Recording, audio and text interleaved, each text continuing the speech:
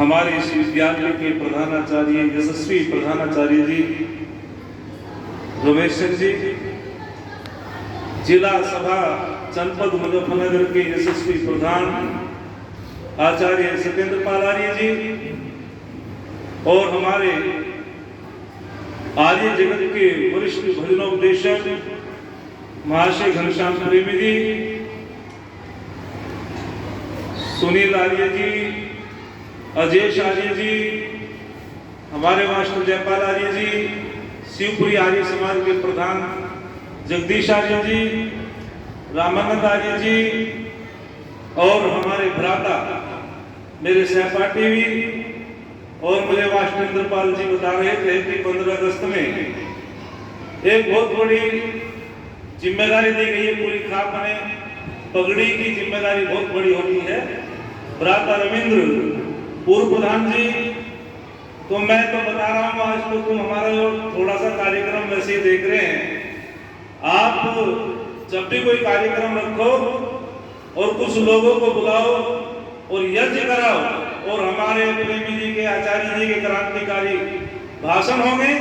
हम चाहते हैं कि जब भाई रविंद्र जी आगे बढ़ेंगे तो हम ही तो आगे बढ़ेंगे। हम स्वागत करते हैं आपका। और मास्टर इंद्रपाल जी जो बहुत ही धार्मिक प्रवृत्ति के व्यक्ति हैं, जब भी मैं फोन करता हूं तो मास्टर जी एकदम कहते हैं एकदम तैयार। ऐसे सामाजिक व्यक्ति हैं मास्टर जी, मैं आपका सम्मान करता हूं।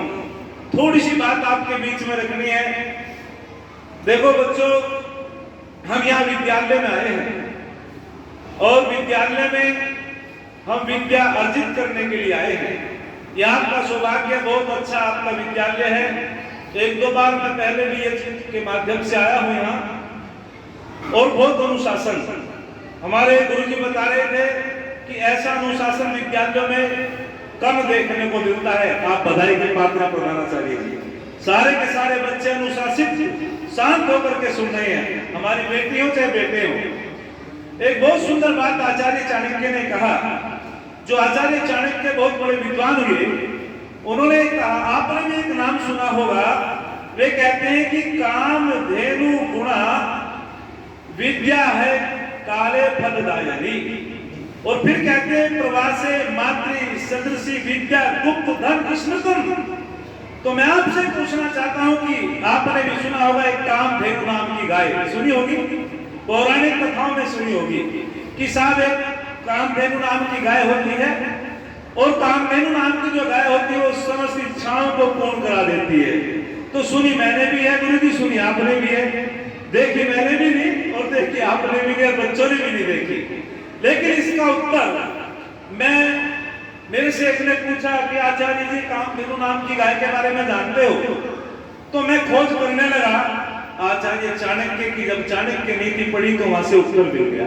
और क्या कमाल का उत्तर दिया आचार्य चाणक्य ने। उन्होंने कहा कामधेनु नाम की ऐसी कोई गाय नहीं हो सकती जो सबकी समस्त इच्छाओं को पूर्ण करा दे। ऐसी गाय कोई नहीं हो सकती। बोले फिर कामधेनु किसे कहा? तो आचार्य चाणक्य महाराज कहते हैं कि समस्त कामनाओं को पूर्ण कराने वाली यदि कोई कामधेनु है, उसका नाम विद्या है। जो विद्या को प्राप्त कर लेता है उसकी समस्त कामनाएं पूर्ण हो जाती है, उसकी समस्त इच्छाएं पूर्ण हो जाती है। सा विद्या या विमुक्तये। अरे विद्या उसे कहते हैं जो मुक्ति दिला देती है, दुखों से छुड़ा देती है, उसका नाम विद्या होता है।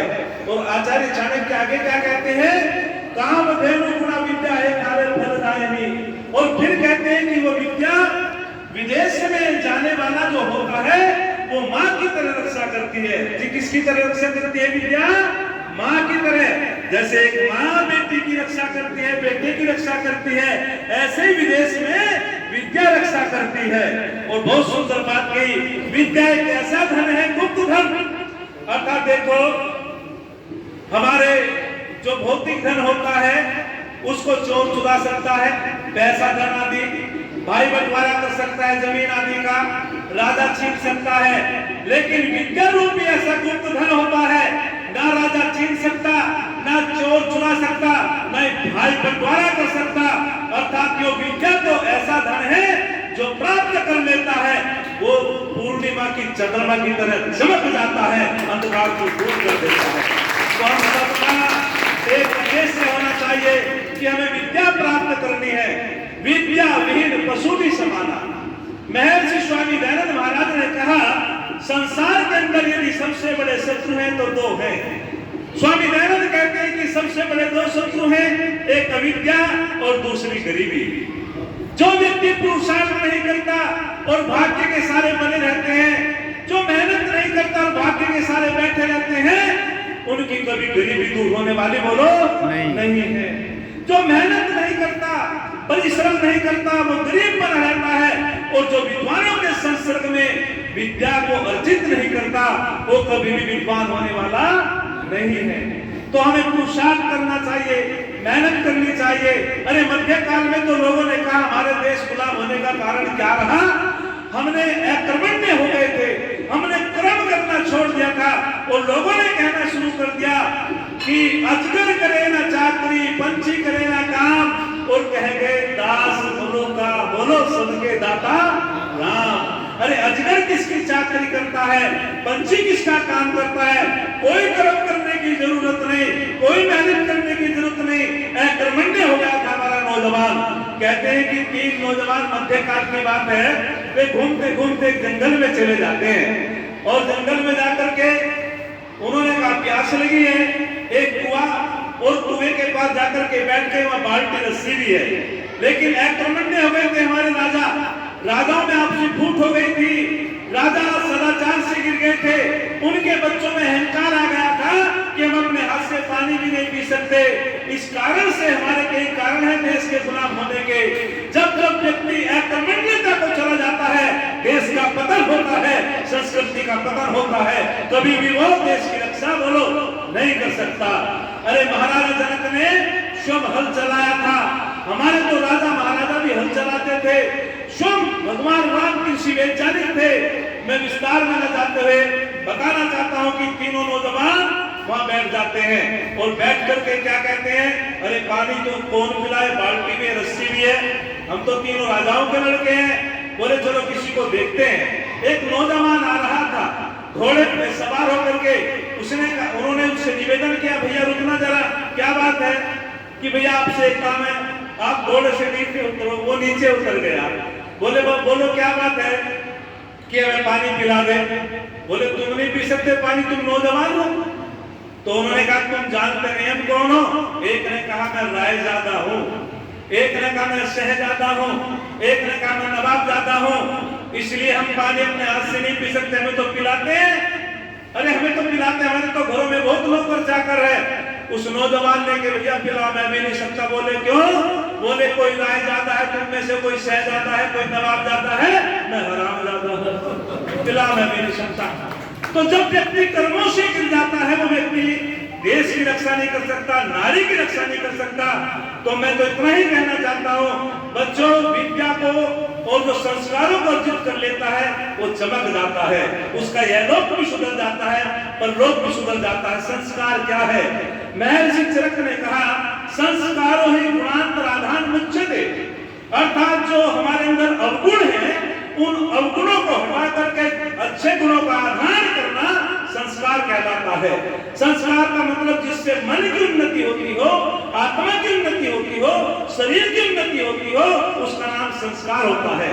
बिना संस्कार के व्यक्ति अधूरा है। अरे यदि सूर्य के अंदर प्रकाश न हो, सूर्य का कोई महत्व नहीं। चंद्रमा के अंदर प्रकाश न हो, चंद्रमा का कोई महत्व नहीं। दीपक के अंदर तेज न हो, दीपक का कोई महत्व नहीं। फूलों के अंदर सुगंधि न हो, फूलों का कोई महत्व नहीं। कुओं के अंदर जल न हो, कुओं का कोई महत्व नहीं। यदि मनुष्य के अंदर संस्कार न हो तो मनुष्य का कोई महत्व नहीं। मनुष्य का संस्कारों से है। आदि समाज के जो संस्थापक हुए स्वामी दयानंद महाराज, महर्षि दयानंद ने 16 संस्कारों की पुस्तक दी, संस्कार विधि। जो अपने घरों में संस्कार विधि को पढ़ेगा और अमर ग्रंथ सत्ता प्रकाश को पढ़ेगा, वो किसी के पाखंड में आने वाला नहीं, वो किसी के भयपाय में आने वाला नहीं है। वो पुरुषार्थी होगा और वो एक वेद मार्ग में चल करके अपने जीवन को उन्नत करेगा। तो मैं कहता हूं कि हम सबको समझना चाहिए। किसी महर्षि मनु कहते हैं अद्विर गात्राणि शुद्धंति मने सत्येन शुद्धति विद्या तपोभ्याम भूतात्मा बुद्धि ज्ञानेन शुद्धति। महर्षि मनु क्या कहते हैं, अरे शरीर तो जल से शुद्ध होता है। अच्छा क्या कहते हैं, अमावस्या के दिन चले जाओ, किसी ने कितने पाप किए हो डुबकी लगा दो, पूर्णिमा के दिन गंगा में नहा लो, किसी ने कितने पाप किए हो, बिल्कुल धोखा है। ऐसा नहीं हो सकता भैया, जैसी करनी वैसा फल, आज नहीं तो निश्चित फल भोगना पड़ेगा। तो हमारे ऋषि कहते हैं जल से तो शरीर की शुद्धि होती है, चाहे घर में नहा लो चाहे गंगा में नहा लो। अरे तरेंगे तो वही जिसके हृदय में हर है, और मछली क्यों ना तरेगी जिसका गंगा में ही घर है, वही तरेंगे जो वास्तविक रूप से अंतःकरण जिसका पवित्र है। तो अद्विर गात्राणि शुद्धंति, इस शरीर की शुद्धि जल से होती है। मन सत्येन शुद्धति, और मन की शुद्धि सत्य से होती है। जो सत्य बोलता है, सत्य करता है, सत्य सुनता है, उसके मन के संस्कार बन जाते हैं। मैंने अभी तुमसे कहा था संस्कार किसे कहते हैं, जिससे मन उन्नत होता हो, आत्मा उन्नत होता हो, शरीर उन्नत होता हो। दूसरे नंबर पे कहा गया कि शरीर की उन्नति कैसे होती है, तो वे कह रहे हैं कि शरीर की उन्नति होती है सात्विक भोजन से और व्यायाम करने से। यदि सात्विक भोजन तो कर रहे हैं, व्यायाम नहीं करेंगे बीमार पड़ जाओगे, और व्यायाम कर रहे भोजन नहीं कर रहे फिर भी बीमार पड़ जाओगे। प्रतिदिन सात्विक भोजन करना, प्रतिदिन व्यायाम करना, प्रतिदिन सत्य बोलना, सत्य सुनना, सत्य करना, और प्रतिदिन वेद का अध्ययन करना, परमात्मा की उपासना करना, उससे आत्मा बलवान होता है। सत्संग करना, भ्रमण करना, जो इन कर्मों को करता है वो संस्कारी होता है, और जो इन कर्मों को नहीं करता वो संस्कारी नहीं होता है, वही संस्कारी होता है। तो मैं अधिक न बोलते हुए आपसे इतना निवेदन करना चाहता हूं कि मन जो है शुद्ध होता है सत्य आचरण से, और शरीर शुद्ध होता है जल के स्नान से, जल से। और फिर कहा विद्या तपो ध्यान भूत आत्मा, यानी कि हमारी जो आत्मा पवित्र होती है वो विद्या से और तप से, परमात्मा की उपासना से। बुद्धि ज्ञानेन शुद्धति, बुद्धि शुद्ध होती है शुद्ध ज्ञान से। जब तक हमारे अंदर शुद्ध ज्ञान नहीं होगा, हमारी बुद्धि शुद्ध होने वाली नहीं है। तो बस आपसे मैं पूछना चाहता हूं, परमपिता परमात्मा का मुख्य नाम क्या है जी? बोलो बोलो जी। ईश्वर का मुख्य नाम ओम। ईश्वर का मुख्य नाम बोलो ओम। ओम की उपासना, ओम को कैसे साक्षात्कार कर सकते हैं ओम का हम? तो उत्तर दिया ऋषियों ने योग के माध्यम से, योग के माध्यम से, उसे अनुभव के माध्यम से, योग के माध्यम से उसको पहचान सकते हैं। फिर आगे प्रश्न किया कि उसका अनुभव किसको होता है? परमात्मा का अनुभव आत्मा को होता है। ऐसा कौन सा कारण है जो आत्मा परमात्मा का साक्षात्कार नहीं कर सकता? किन दोषों के कारण? तो ऋषि कहते हैं जब मन के अंदर दोष आ जाते हैं। बोले मन में कौन से दोष आ जाते हैं? कि 3 प्रकार के दोष आ जाते हैं। मन की बात कर रहा था ना आपसे। बोले मन में 3 प्रकार के दोष कौन से आते हैं? तो ऋषि कहते हैं मल विक्षेप आवरण। जब तक मन के अंदर ये बने रहते हैं तो वो परमपिता परमात्मा का साक्षात्कार नहीं कर सकता। वो एक बाधा उत्पन्न है, आवरण है बीच में। उन्होंने कहा मल किसे कहते हैं, आवरण किसे कहते हैं, प्रक्षेप किसे कहते हैं? तो आगे ऋषि कहते हैं मल, यानी कि जब हमारे अंतःकरण में, जब मन के अंदर दूसरों के प्रति गलत विचार, द्वेष वाले विचार उत्पन्न हो जाते हैं और आत्मा पे वे कुसंस्कार पड़ जाते हैं, उसका नाम मल होता है। ऐसा व्यक्ति कभी परमात्मा का दर्शन साक्षात्कार बोलो नहीं कर सकता है। उसका मन ईश्वर की भक्ति में कभी नहीं लग सकता है। बोले विक्षेप क्या है? मन की चंचलता, जिसका मन स्थिर नहीं रहता। क्या बहुत से पूछते आचार्य जी हम तो संध्या में बैठे हैं, मन ही नहीं लगता, कभी मन वहां चला जाता है, कभी मन वहां चला जाता है। ध्यानम विनिष्टम मने, अरे ध्यान किसे कहते हैं? जो मन के अंदर गलत गलत व्यापार समाप्त हो जाते हो और केवल एक विचार हो परमपिता परमात्मा का, उसी का नाम तो ध्यान है। जब परीक्षार्थी विद्यार्थी पढ़ते हैं और वे अपने पढ़ाई में इतने मग्न हो जाते हैं, उनसे कोई पूछो भाई तुम्हारे सामने को कोई अमुक व्यक्ति गया था, तो वो क्या कहता है? जी गया तो था लेकिन ध्यान नहीं किया। इसी का नाम ध्यान होता है। मग्न हो जाना, उसमें खो जाना। और उसे आवरण, आवरण का मतलब होता है जो व्यक्ति भौतिक संपदा जो विनाश होने वाली है उनको अमर मान लेता है, ये मेरे साथ जाएगी। और वो अज्ञानता का पर्दा जब पड़ जाता है मन के ऊपर, उसे कहते हैं आवरण। फिर आगे पूछा कि ये दूर कैसे होंगे? उन्होंने कहा कि दूर भी ज्ञान कर्म उपासना के माध्यम से होंगे। बोले मल जो शुद्ध होगा वो ज्ञान के माध्यम से होगा। बोले ज्ञान किसे कहते हैं? बस ये बात समझ लो, आज वास्तविक तुम्हें पता चलेगा कि हम परमात्मा को चेतन मानते हैं, जड़ मानते हैं। बोले ज्ञान किसे कहते हैं? चेतन को चेतन मानना। परमात्मा चेतन है यदि जड़ है? बोलो चेतन है।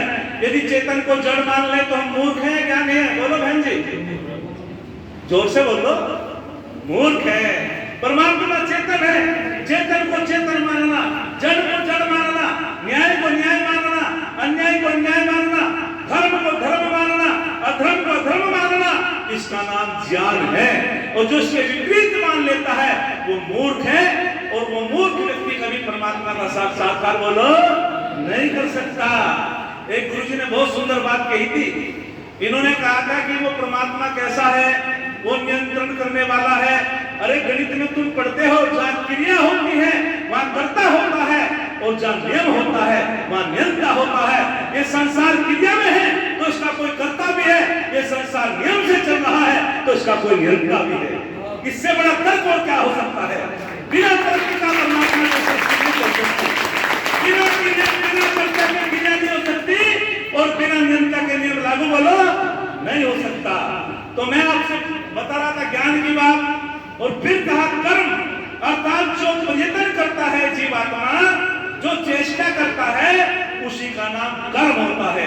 जो शुभ करता है तो शुभ कर्म, अशुभ करता है तो अशुभ कर्म। आगे फिर कहा उपासना, अर्थात उपासना का अर्थ होता है समीप जाना, यानी कि वस्तु के गुणों को धारण करना, इसका नाम उपासना होता है। यदि किसी को शीत ठंड लगी है, ठंड से आतुर व्यक्ति किसकी उपासना करेगा? अग्नि की। और यदि वो जल की करे तो मूर्ख है। ऐसे दुखों से छूटने के लिए परमपिता परमात्मा की उपासना करने वाला सुखी हो जाता है, उसका यह लोक भी सुधर जाता है, परलोक भी सुधर जाता है। एक छंद के माध्यम से अपनी वाणी को विराम देता हूँ। अपना मुकद्दर जो शुभ है बनाते, दुनिया उनकी धुरी पर घूमती है, मेहनत ही जिनका धर्म कर्म है, सफलता उनके चरण चूमती है, सफलता उनके चरण चूमती है।